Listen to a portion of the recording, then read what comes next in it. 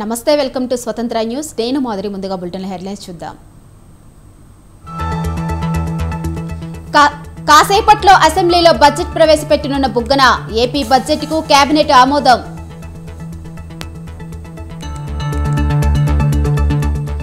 అసెంబ్లీలో రైతుల సమస్యలపై చర్చించాలంటూ పట్టు టీడీపీ సభ్యులను సస్పెండ్ చేసిన స్పీకర్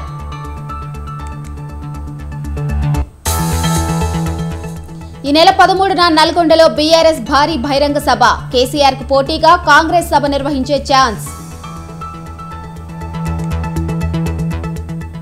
శ్రీశైలం జలాశయాన్ని సందర్శించనున్న డ్యామ్ సేఫ్టీ అథారిటీ నీటి వినియోగంపై సమాచారం సేకరించనున్న బృందం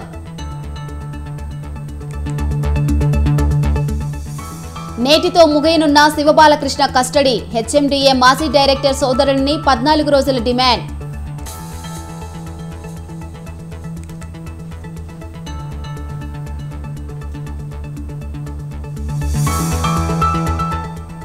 లాస్ ఏంజల్స్ పై విరుచుకుపడిన పెను తుఫాను ఉత్తర కాలిఫోర్నియాలో 3 మృతి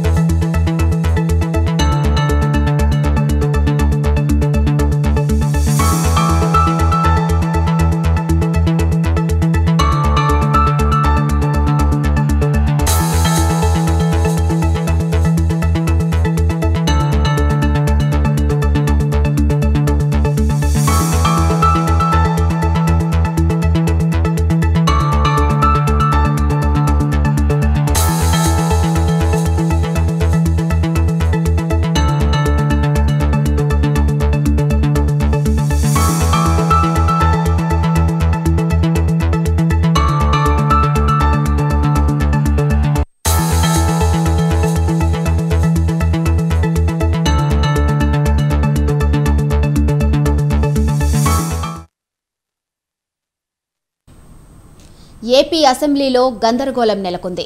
టీడీపీ సభ్యులను ఒకరోజు పాటు సస్పెండ్ చేశారు. ఉదయం సభ ప్రారంభం కాగానే రైతుల సమస్యలపై చర్చించాలంటూ టీడీపీ సభ్యులు పట్టుపట్టారు. అధికార పార్టీ నేతలు వారించినా టీడీపీ ఎమ్మెల్యేలు వెనక్కి తగ్గలేదు. స్పీకర్ పోడియం వద్ద నిరసన తెలిపారు. దాంతో టీడీపీ సభ్యులను సస్పెండ్ చేస్తున్నట్లు స్పీకర్ తమ్మినేని ప్రకటించారు.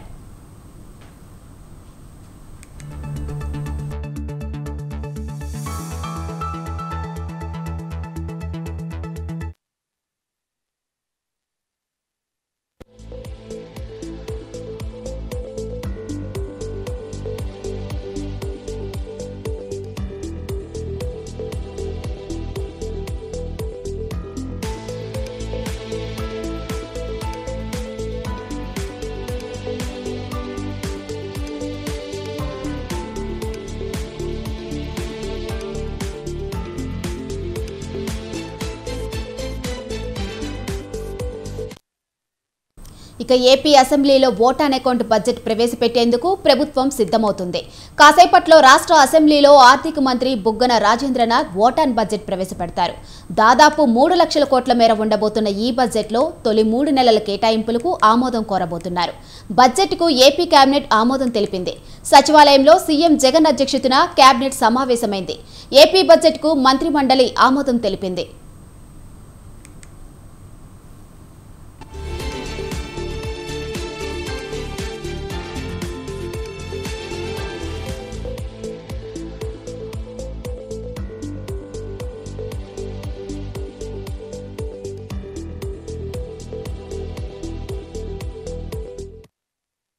ఇక ఈ నేపథ్యంలో ఓటాన్ అకౌంట్ బడ్జెట్ పై ఆర్థిక మంత్రి బుగ్గన కీలక వ్యాఖ్యలు చేశారు.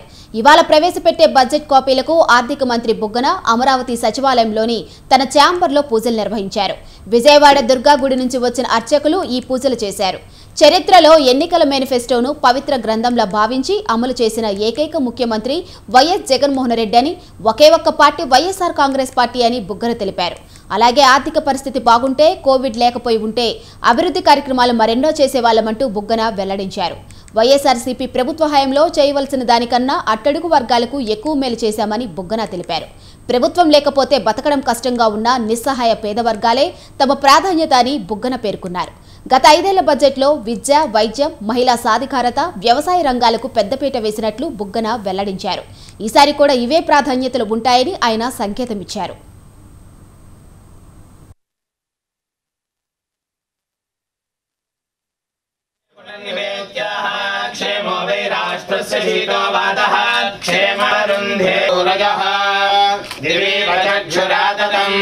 तद्विप्रासो विपन्यको जत्परमं पदं पर्याप्त्यानन्तरे तदेव लग्नं सिद्धं तदेव ताराबलं चन्द्रबलं तदेव विद्याबलं देवबलं तदेव आचम्या प्राणानायम्या हस्तं प्रक्षाल्य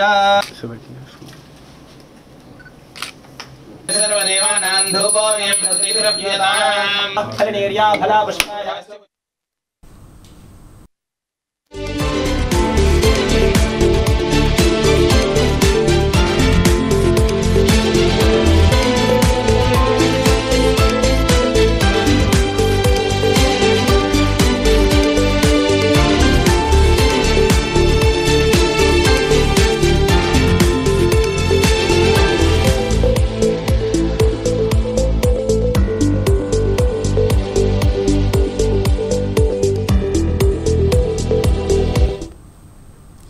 రైట్ బ్రేకింగ్ న్యూస్ చూస్తున్నాం.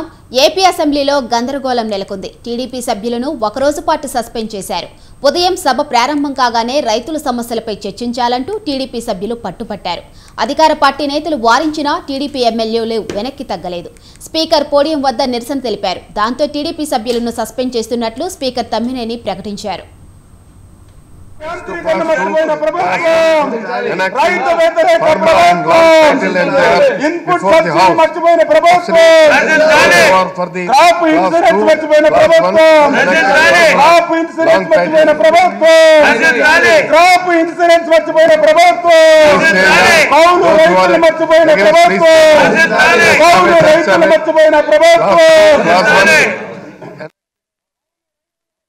ఇక రైతుల సమస్యలపై చర్చించాలంటూ తెలుగుదేశం వాయిదా తీర్మానాన్ని ఇచ్చింది.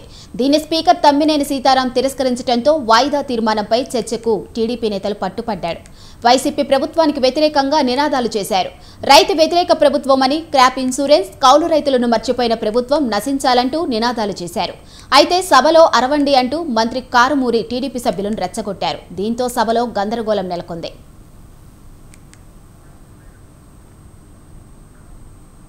ఇక ఇదే అంశంపై మరింత సమాచారం మా ప్రతినిధి రమేష్ ఫోన్లో అందిస్తారు. చెప్పండి రమేష్. మాధురి, తెలుగుదేశం పార్టీ శాసనసభ్యులు 3వ రోజు కూడా శాసనసభ సమావేశాల్లో భాగంగా తమ ఆందోళన కొనసాగించారు. ఈ రోజు ఉదయం 9 గంటలకు శాసనసభ ప్రారంభమైంది. సభ ప్రారంభం కాగానే రైతు సమస్యలపైన చర్చించాలంటూ తెలుగుదేశం పార్టీ శాసనసభ్యులు పట్టుబట్టారు. అయితే శాసనసభలో 0 అవర్ కొనసాగుతున్నటువంటి నేపథ్యంలో ఈ అంశంపైన తర్వాత చర్చిద్దామంటూ స్పీకర్ సూచించారు. అయినప్పటికీ కూడా తెలుగుదేశం పార్టీకి సంబంధించిన శాసనసభ్యులు స్పీకర్ పోడియం వద్దకు వెళ్లి స్పీకర్ పోడియంలో నిలబడి తమ ఆందోళన కొనసాగించారు. దీంతో సభా కార్యక్రమాలకు అంతరాయం ఏర్పడింది. స్పీకర్ తో పాటు అధికార పార్టీ నేతలు వారించినప్పటికీ తెలుగుదేశం పార్టీ శాసనసభ్యులు తమ ఆందోళన కొనసాగించారు. దీంతో ఆర్థిక మంత్రి బుగ్గన రాజేంద్రనాథ్ రెడ్డి తెలుగుదేశం పార్టీకి సంబంధించిన ఎమ్మెల్యేలను సభ నుంచి ఒకరోజు సస్పెండ్ చేయాలంటూ తీర్మానాన్ని ప్రవేశపెట్టారు. ఈ తీర్మానం నేపథ్యంలో తెలుగుదేశం పార్టీ శాసనసభ్యులు సభ నుంచి సస్పెండ్ చేస్తూ స్పీకర్ ఒక ప్రకటన చేశారు. మొత్తంగా గత 3 రోజుల నుంచి కూడా తెలుగుదేశం పార్టీకి సంబంధించిన ఎమ్మెల్యేలు వివిధ సమస్యలపైన తమ ఆందోళన కొనసాగిస్తూ ఉన్నారు. నిన్న ఏదైతే పెట్రోల్ డీజిల్ ఉత్పత్తులకు సంబంధించి పెరిగిన ధరలపైన చర్చించాలంటూ పట్టుబట్టినటువంటి పరిస్థితి. నేడు రైతుల సమస్యలపైన చర్చించాలంటూ పట్టుబట్టినటువంటి పరిస్థితి కూడా ఉంది. గత 3 రోజులుగా తెలుగుదేశం పార్టీ శాసనసభ్యులు సస్పెండ్ చేస్తూ ఆందోళన చేస్తున్నటువంటి నేపథ్యంలో వారిని ఒక రోజు పాటు సస్పెండ్ చేస్తూ వచ్చారు. ఈ రోజు కూడా సభలో ఆందోళన కొనసాగిస్తుండటంతో ఈ రోజు కూడా వారిని ఒక రోజు పాటు సభ నుంచి సస్పెండ్ చేస్తూ స్పీకర్ నిర్ణయం తీసుకోవడం జరిగింది. Madhuri. Thank you Ramesh.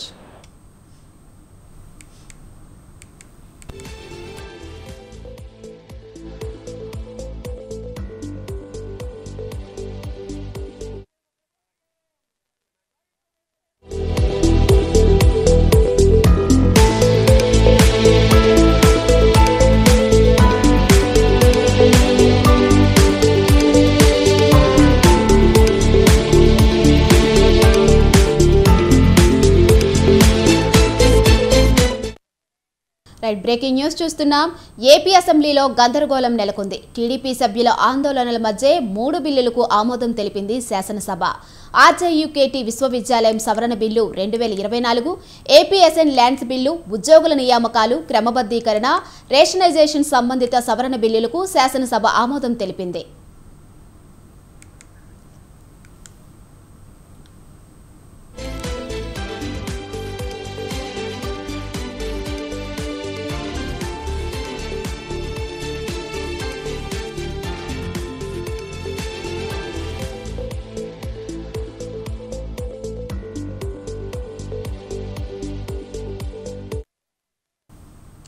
AP అసెంబ్లీలో గందరగోళం నెలకొంది.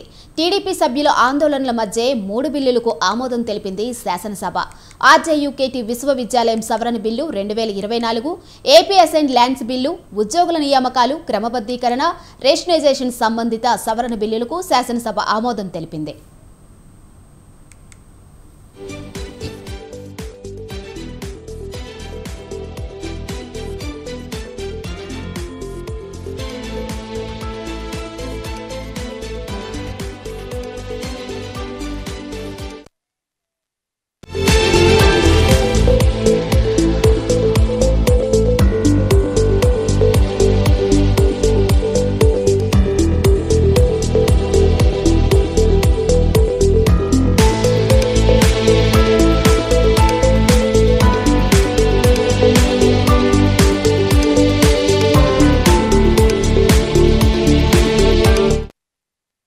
బ్రేకింగ్ న్యూస్ చూస్తున్నాం. హెచ్ఎండిఏ మాజీ డైరెక్టర్ శివబాలకృష్ణ కేసు కీలక మలుపు తిరిగింది. బాలకృష్ణ సోదరుడు నవీన్ కుమార్ను అరెస్ట్ చేసిన ఏసీబీ అధికారులు అర్ధరాత్రి మెజిస్ట్రేట్ నివాసంలో హాజరుపరిచారు. నవీన్ కుమార్కు 14 రోజుల జ్యుడిషియల్ రిమాండ్ విధించారు న్యాయమూర్తి. అనంతరం శివ నవీన్ కుమార్ను చెంచల్గూడ జైలుకు తరలించారు.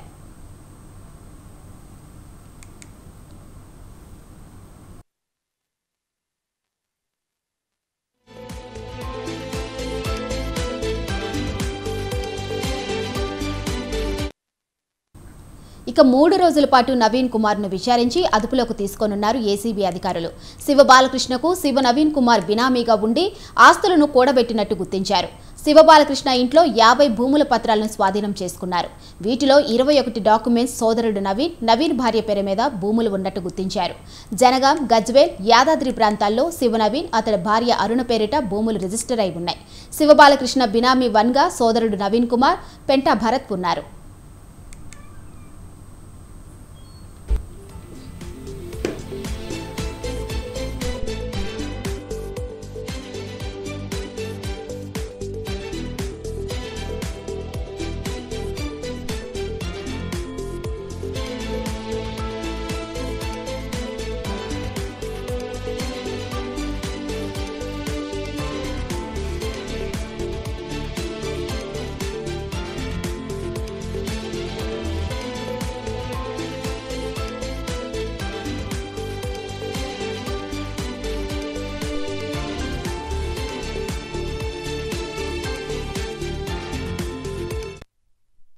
ఇక ఆదాయానికి మించి ఆస్తుల కేసులో శివబాలకృష్ణను ఏసీబీ అధికారులు కస్టడీలోకి తీసుకొని 8 రోజులుగా విచారిస్తున్నారు. విచారణలో భారీగా ఆస్తులను గుర్తించారు. నేటితో శివబాలకృష్ణ కస్టడీ ముగియనుంది. మరోసారి ఆయనను కస్టడీలోకి తీసుకోనున్నారు ఏసీబీ అధికారులు.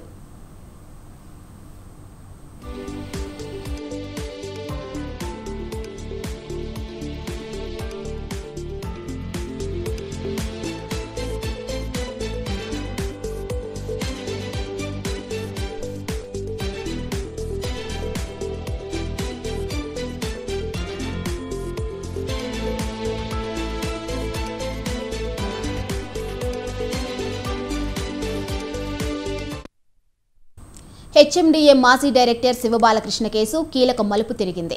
బాలకృష్ణ సోదరుడు నవీన్ కుమార్ను అరెస్టు చేసిన ఏసీబీ అధికారులు అర్ధరాత్రి మెజిస్ట్రేట్ నివాసంలో హాజరుపరిచారు. నవీన్ కుమార్కు 14 రోజుల జ్యుడిషియల్ రిమాండ్ విధించారు న్యాయమూర్తి. అనంతరం శివ నవీన్ కుమార్ను చెంచల్గూడ జైలుకు తరలించారు. ఇక ఇదే అంశంపై మరింత సమాచారం మా ప్రతినిధి ఉషా ఫోన్లో అందిస్తారు. చెప్పండి ఉషా. హెచ్ఎండిఏ మాజీ డైరెక్టర్ శివబాలకృష్ణ కూడా ఉచ్చుబిగుతుంది. ఇప్పటికే ఆదాయానికి పెంచిన ఆస్తుల కేసులో ఒక్కొక్కరుగా ఏదైతే తన సోదరుని నిన్న రాత్రి ఏదైతే మెజిస్ట్రేట్ ముందు హాజరుపరిచారు. నవీన్ కుమార్ ఏదైతే శివ నవీన్ కుమార్ అనే ఇతను ఏదైతే బాలకృష్ణ చేసినటువంటి ప్రతి ఒక్క స్కామ్ లోనూ ఇతను కూడా బినామీగా ఉన్నట్టు తెలుస్తోంది. ఇతనితో పాటు ఇతని మేనల్లుడు ఏదైతే శివబాలకృష్ణ మేనల్లుడు కూడా బినామీగా ఉన్నట్టు మొత్తం కూడా వీరిద్దరి మీద బినామీల పేర్లతో ఇతను పొందుపరిచినట్టుగా ఏసీబీ అధికారులు గుర్తించారు. నవీన్ కుమార్ నిన్న అర్ధరాత్రి 14 రోజుల జ్యుడిషియల్ రిమాండ్ న్యాయమూర్తి ఆదేశాల మేరకు తరలించారు. చెంచల్గూడ జైల్లో తరలించినట్టు తెలుస్తుంది.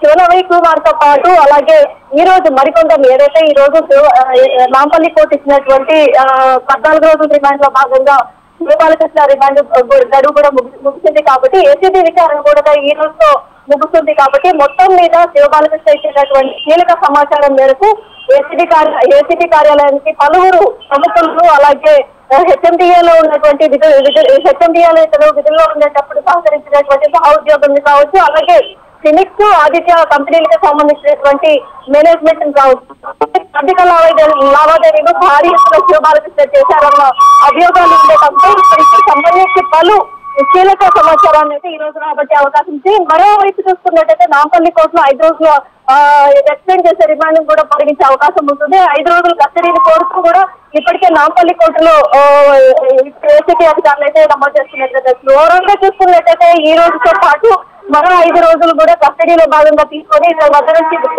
భారీగా సమాచారాన్ని సేకరించే అవకాశం అయితే ఉంది. ఏసీబీ అధికారులతో ఇప్పటికే చాలా ఆస్తుల చిట్ట శివబాలకృష్ణ ఆస్తుల చిట్ట ఇప్పటికే భారీగా గుర్తించినట్టుగా తెలుస్తోంది. వెంచర్ల రూపంలో, రియల్ ఎస్టేట్ కంపెనీల రూపంలో, అలాగే ప్రతి ఒక్క దానిలో కూడా ఇతని దందా భారీగానే జరిగింది అన్న భారీగా జరిగినట్టుగా గుర్తించారు. తన భార్య ఆస్తులు తన భార్య మీద కావచ్చు, అలాగే తన సోదరుల మీద కావచ్చు, బంధువులు సమీప బంధువుల మీద కావచ్చు, అలాగే మేనల్లుడు వీళ్ళందరి మీద తెలంగాణ రాష్ట్ర వ్యాప్తంగా చుట్టుపక్కల ఉన్నటువంటి ఏరియాల్లో కూడా అనేక భూములు ఇతను కబ్జా చేశారు. అలాగే హెచ్ఎండిఏ పరిధిలో ఉన్నటువంటి అనేక అవకతవకలు చేశారన్న అభియోగాలు కూడా ఇతని మీద ఉన్నాయి. Madhuri. Right, thank you Usha.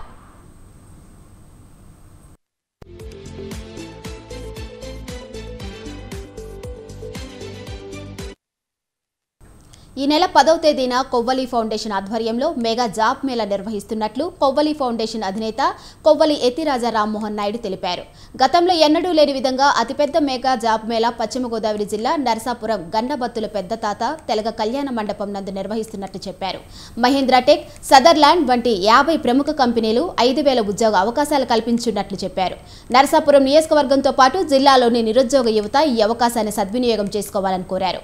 ఈ జాబ్ మేళాకు హైదరాబాద్, బెంగళూరు వంటి నగరాల నుండి నిరుద్యోగ యువత ఆన్లైన్లో రిజిస్ట్రేషన్ చేసుకున్నట్లు రామ్మోహన్ నాయుడు తెలిపారు.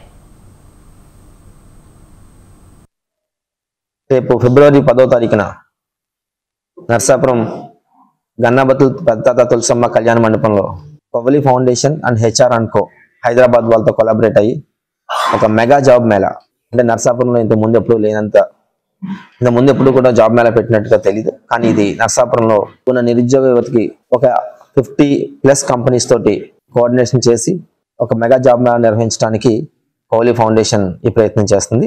దీనిలో భాగంగా అంటే ఒక ఇయర్లో 2 times చేద్దామని నిర్వహిద్దామనే ఉద్దేశంతో ఇది స్టార్ట్ చేయడం జరుగుతుందండి. దీంట్లో 50+ కంపెనీస్ రేపు 10వ తారీఖున నర్సాపురం కళ్యాణ మండపంకి వస్తుంది. సో అడ్మిషన్స్ ఆల్రెడీ స్టార్ట్ అయినాయండి, ఎన్రోల్మెంట్స్. ఇప్పుడు చిలీ మాజీ అధ్యక్షుడు సెబాస్టియన్ పినేరా హెలికాప్టర్ ప్రమాదంలో మరణించారు. 4 వ్యక్తులతో కలిసి హెలికాప్టర్లో సెబాస్టియన్ పినేరా ప్రయాణిస్తూ ఉండగా అది కూలిపోయింది. దీంతో ఆయన మృతి చెందగా మిగతా వారు గాయాలతో బయటపడ్డారు. చిలీ మాజీ అధ్యక్షుడు సెబాస్టియన్ పినేరా మంగళవారం మధ్యాహ్నం దేశంలోని దక్షిణ ప్రాంతంలో జరిగిన హెలికాప్టర్ ప్రమాదంలో మరణించినట్లు ఆయన కార్యాలయం ధృవీకరించింది. ఇక సెబాస్టియన్ పినేరా మృతదేహాన్ని స్వాధీనం చేసుకున్నట్లు ఆ దేశ ఆర్మీ ప్రకటించింది. పినేరా మృతదేహాన్ని స్వాధీనం చేసుకున్నామని ప్రభుత్వం జాతీయ సంతాప దినాలను ప్రకటిస్తుందని చిలీ అంతర్గత మంత్రి కరోలినా తోహా చెప్పారు. పినేరా ప్రజాసేవకు తన జీవితాన్ని అంకితం చేశారని గుర్తు చేశారు.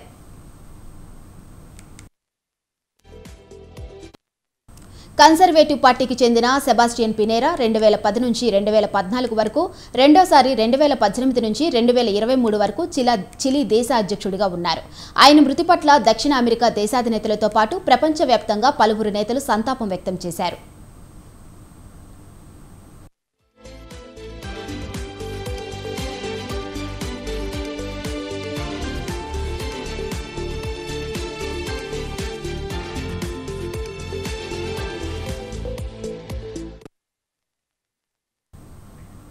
కాలిఫోర్నియా రాష్ట్రంలోని లాస్ ఏంజల్స్ నగరంపై పెను తుఫాను విరుచుకుపడింది. 2 రోజుల వ్యవధిలో సీజన్ మొత్తంలోని సగం వర్షం కురిసింది. లాస్ ఏంజల్స్లో ఏడాది వర్షపాతం 14.25 అంగుళాలు కాగా అందులో దాదాపు సగం ఒక్క సోమవారం మధ్యాహ్నానికే కురిసింది. కుంభవృష్టి వల్ల నగరం చుట్టూ ఉన్న కొండలపై నుంచి మట్టి పెళ్లలు విరిగిపడి కొండవాలుల్లో నిర్మించిన భవంతులు కూలిపోయాయి.